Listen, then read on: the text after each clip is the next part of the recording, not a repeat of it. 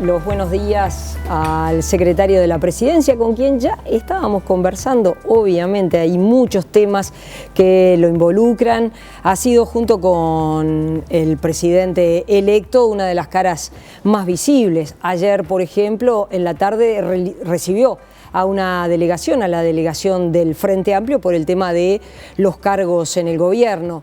Bienvenido, Álvaro Delgado. ¿Cómo le va? ¿Cómo anda? Bienvenidos una vez más a estar. Es un gusto estar acá en Canal 5. Es un gusto estar contigo. Cada tanto hacemos una puesta a punto. Exactamente. Por ahora, senador reelecto. Es cierto, y futuro o designado secretario de la Presidencia. El próximo sábado ya se instala el nuevo Parlamento con muchas caras nuevas. Uno queda la sensación que todavía falta mucho tiempo. El sábado ya se instala, empieza la legislatura nueva y estamos a 20 días de asumir el nuevo gobierno, menos. Exactamente, y un poco le preguntaba, hay un conjunto de designaciones que el gobierno electo todavía al menos no dio a conocer, que está vinculado con ministerios, que está vinculado con empresas públicas, por ejemplo, el directorio de Antel, de ANCAP, de OCE, de UTE. Se está trabajando y se va a llegar antes del 1 de marzo. ¿Cómo están? Acá hay dos etapas. Uno es el organigrama de los ministerios.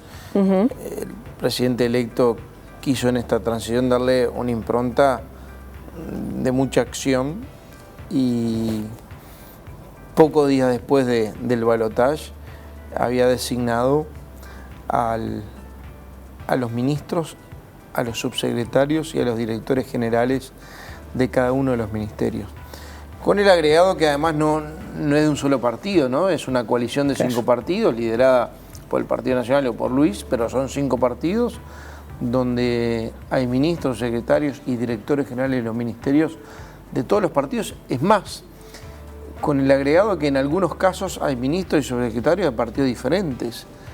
Entonces, eso implicaba obviamente más solidez después en las decisiones, pero quizá el armado con un poco más de tiempo.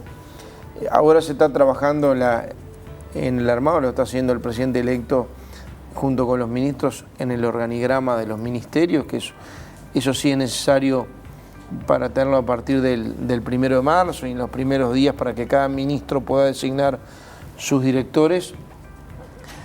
Y paralelamente empezó un proceso, ayer empezó un proceso formal con la reunión junto con el Frente Amplio que tuvimos con el Frente Amplio, donde lo recibimos a una delegación integrada por Javier Miranda, el presidente, por la vicepresidenta actual de la República, Lucía Topolanqui, y por Gonzalo Sibila. Lo recibimos en la sede de la transición, o el gobierno electo, para hablar de la participación del Frente Amplio en las empresas públicas, en los organismos de contralor y en los servicios descentralizados, que fue el motivo de la reunión. ¿Por qué? Porque a partir de ahí se desencadenó un proceso de, por fuera de lo que integra el Frente Amplio, la integración de toda la oposición, futura coalición de gobierno. En realidad vamos a hablar de coalición de gobierno, coalición multicolor en los organismos públicos. Y en ese sentido también hay que recordar cómo fue el proceso, por lo menos el que yo conozco. Me tocó negociar por el Partido Nacional la participación de la oposición en el gobierno que está terminando de Tabaré Vázquez, y un proceso de negociación, y muchos entes autónomos, directores de entes autónomos, servicios centralizados, se terminaron votando las venias más cerca de mediados de año. Recordemos que fue así, ¿no? Sí, que se terminaron de conformar las autoridades. Yo ayer le recordaba a la delegación del Frente Amplio que tomamos una decisión política en aquel momento, por más que acordamos todo, que es organismo de contralor, y me refiero a Corte Electoral, Tribunal de Cuentas, que necesitan una mayoría especial siempre, más los servicios, entes autónomos, servicios centralizados y todo lo demás, empresas públicas en general, o designaciones de organismos colegiados, por ejemplo, algunas comisiones técnicas mixtas, binacionales, que no necesitan venia. Todo eso lo fuimos negociando mientras empezaba el gobierno, y lo que el Partido Nacional en su momento a Vázquez le habilitó, toda la oposición en aquel momento lo hizo, que es que fueran viniendo las venias del gobierno para las presidencias de los entes y para algunos directores de los entes, mientras la oposición mandaba sus nombres para integrarlo. Claro, para integrarlo. ¿Por qué? Porque teníamos que darle gobernabilidad al gobierno, y eso fue el criterio que tuvimos, y aspiro que sea el mismo criterio que tenga el Frente Amplio ahora. ¿Por qué te digo esto? Porque las venias en el Senado, la primera votación necesita una mayoría especial. Si no la tienen, a los 60 días se puede retirar con mayoría simple. Y obviamente la coalición tiene mayoría operativa, no especial, no llega a la especial, pero sí una mayoría operativa de 56 diputados y 18 senadores. Trascendió que la idea del gobierno electo es que el Frente Amplio no esté ni en ANCAP ni en Antel, cosa que sí estuvo el Partido Nacional en el periodo 2015, ahora 2020, tanto en Antel como en ANCAP. El Frente Amplio no va a integrar ni Antel ni ANCAP. No, esa información no es correcta, pero yo de todas maneras no voy a hablar de entes en particular ni de empresas públicas. Voy así a hablar de criterios, que fue lo que se habló ayer. Nosotros tuvimos el mismo criterio, mejor dicho, el presidente electo tuvo el mismo criterio que tuvo el presidente Vázquez al inicio de esta administración, que es en aquellos organismos donde hay representación social no integrar a la oposición por un tema de mayorías, y en segundo lugar darle participación a la oposición, en este caso la oposición electa, porque va a ser oposición dentro de 20 días. No, menos el sábado, ¿no? Claro, sí, exactamente. El sábado ya cambian las mayorías 15 parlamentarias. Darle participación, lo mismo que hizo Vázquez, en función a la cantidad de votos que tuvo en octubre. No es lo mismo la cantidad de votos que tuvo en octubre el Frente Amplio del 2014, ni la oposición del 2014 sumada, con respecto a lo que pasó en el 2019, ni el Frente Amplio, ni la oposición sumada, que ahora es la coalición de gobierno. Quiere decir que se verá todavía. Se va a ajustar la cantidad de lugares en función de la ponderación electoral. En los últimos días, en una entrevista que usted dio en el diario El País, usted dijo que, bueno, que algunos números son más preocupantes de lo previsto.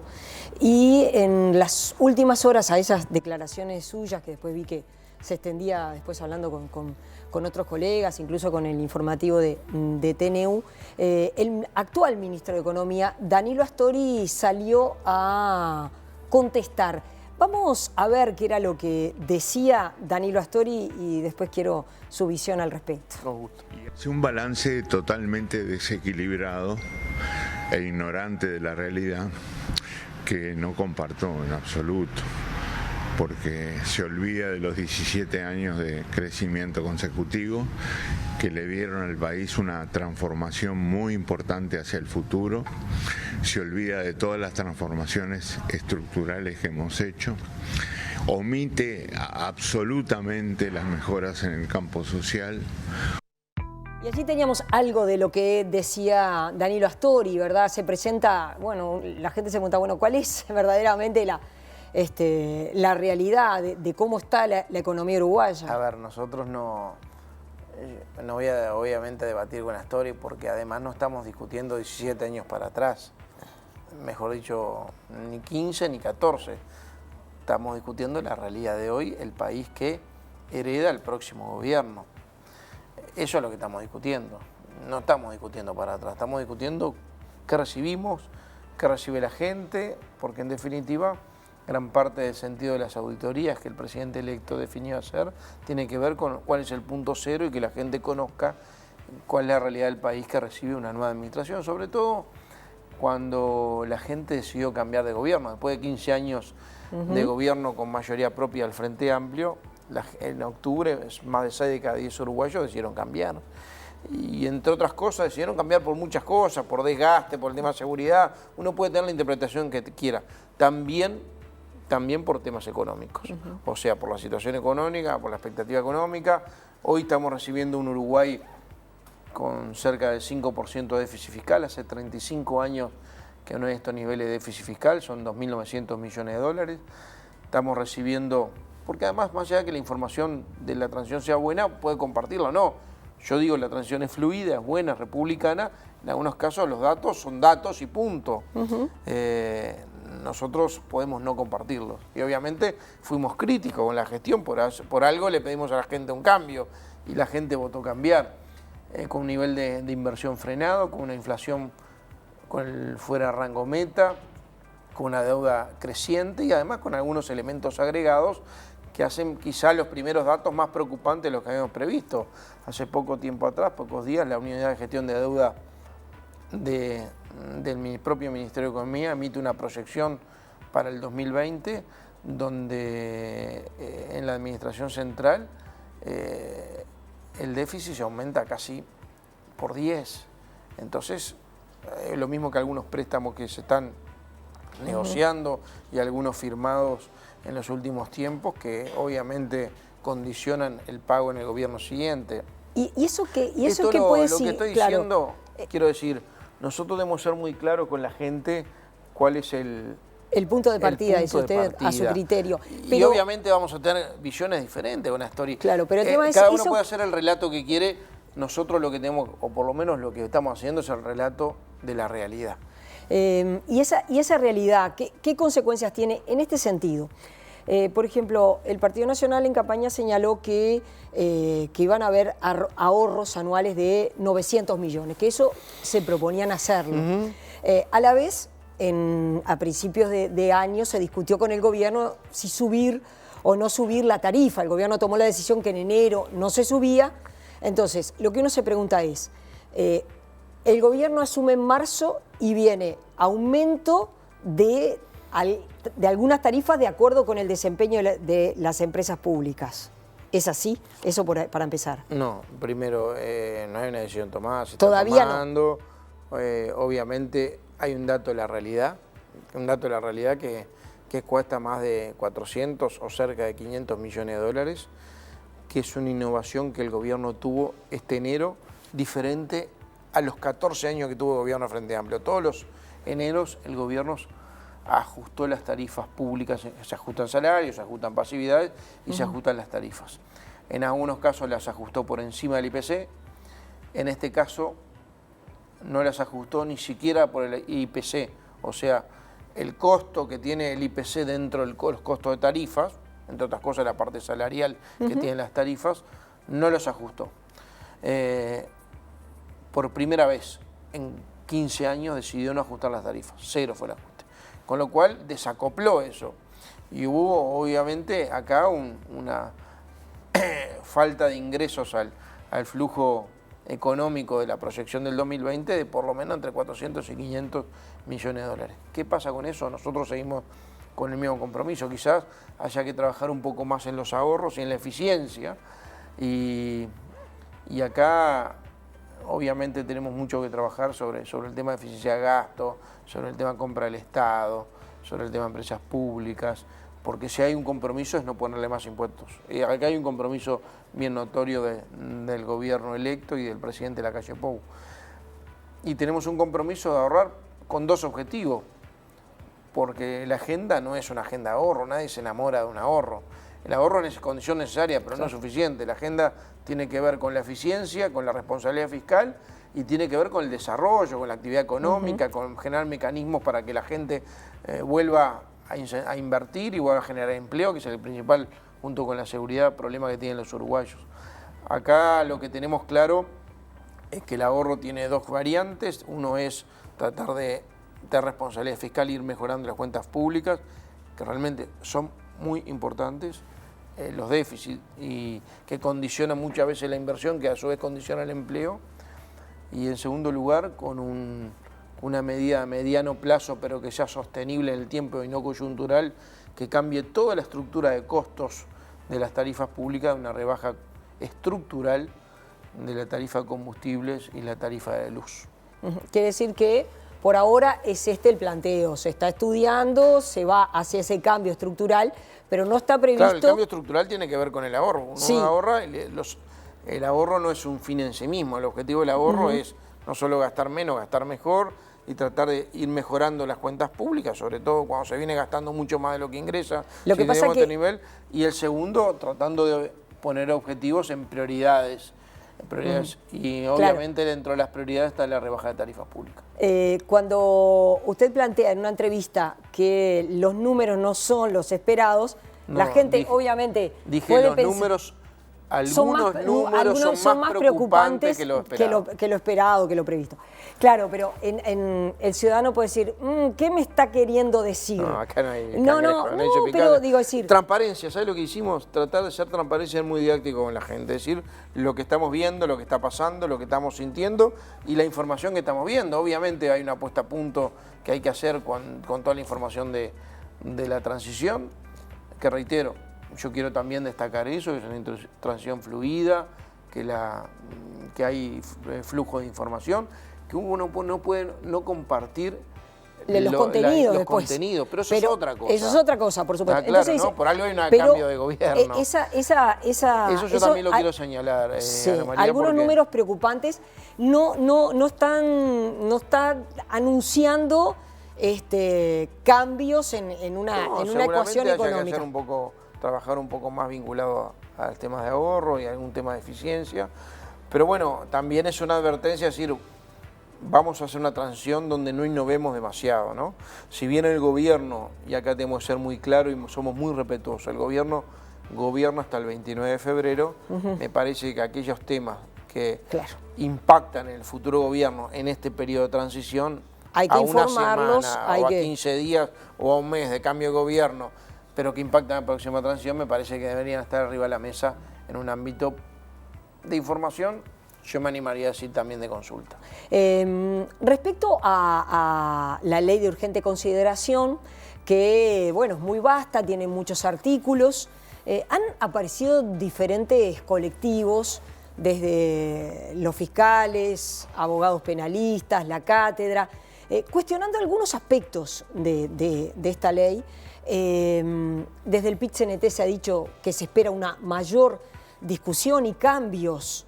En el Partido Colorado, por ejemplo, todo el capítulo que refiere a ANCAP se plantea de pronto hacerlo en un proyecto aparte y no incorporarlo en esta ley de urgente consideración. Una primera visión del tema. Sí. En realidad esta ley de urgente consideración Luis lo fue anunciando durante toda la campaña electoral. A nadie puede sorprender.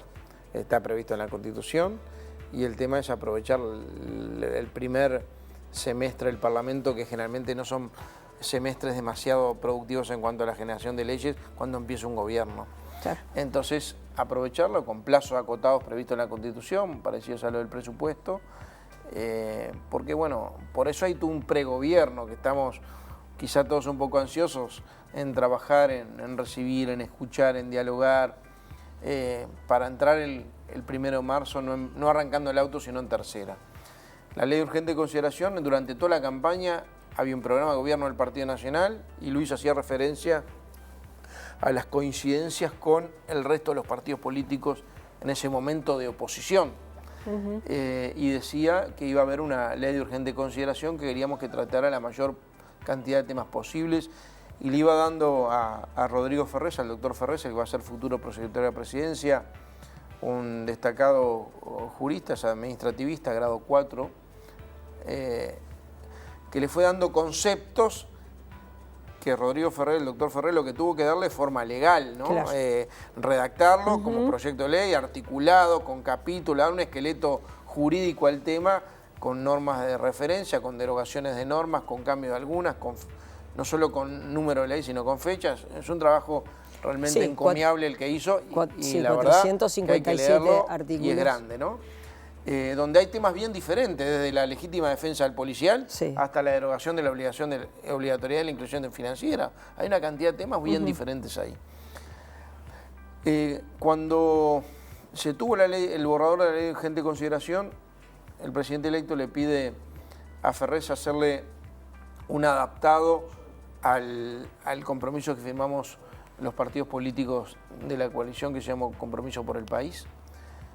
O sea, se matizó con eso, o se pasó por ese filtro, y después con un borrador de la ley, hace pocos días atrás, se entregó a cada uno de los partidos políticos que integran la coalición de gobierno. Y el mismo día, el presidente electo Luis tuvo la decisión de colgarlo en la página. Tú habrás visto que se colgó el mismo día en la página para una discusión pública. Se aventa todo aquello que había oscurantismo, que casi había 4 personas en una intención macabra armando un proyecto de ley a espalda de todo el mundo. No. La idea fue la transparencia. Muchos decían, no, pero es un riesgo dar un borrador que todavía no es definitivo, claro, colgarlo. Y en realidad Luis optó por la transparencia. El presidente electo dijo, prefiero que sea transparente y que ya haya discusión popular, pública en general. ¿Qué pasó? La gente, las corporaciones, los actores sociales, la academia empezó a opinar a favor, en contra de artículos, a proponer mejoras de redacción, a proponer algunos aditivos, y se fueron recibiendo cantidad de propuestas, por menos, ¿sabes la cantidad que hay? Y en entrevistas una cantidad de colectivos, de gremios, yo qué sé, de gremiales. Y la verdad que está bueno. Se determinó también 2 cosas más. Uno es un procedimiento para que los partidos políticos de la coalición puedan proponer cambios. Eso va a pasar el viernes. Y en segundo lugar, el viernes quien los va a recibir es Beatriz Argimón como vicepresidenta electa, porque va a ser un procedimiento parlamentario. Y el jueves vamos a tener una reunión con los ministros y subsecretarios designados para hablar de la ley, entre otras cosas, y cada ministerio hablar del capítulo que le compete o la temática que le compete en la ley, para proponer algunas modificaciones, mejoras, agregados, sugerencias. Y la verdad que me parece que está buena la discusión pública. Va a entrar al Parlamento los primeros días de marzo, ya cuando esté acordada en la coalición, con mayoría ya operativa, pero ahí va a tener la discusión con todas las garantías del caso. Van a ir, no hay que citar a los ministros van a ir normalmente a explicar cada una de las áreas de su competencia o los temas de su competencia que están vinculados a la ley de urgente consideración. Seguramente vayan actores sociales, claro, ya trabajando sobre el proyecto definitivo, y seguramente haya algunos cambios en el Parlamento, y no descarto que el Frente proponga alternativas, que proponga cambios y que vote una cantidad de artículos de la ley de urgente consideración.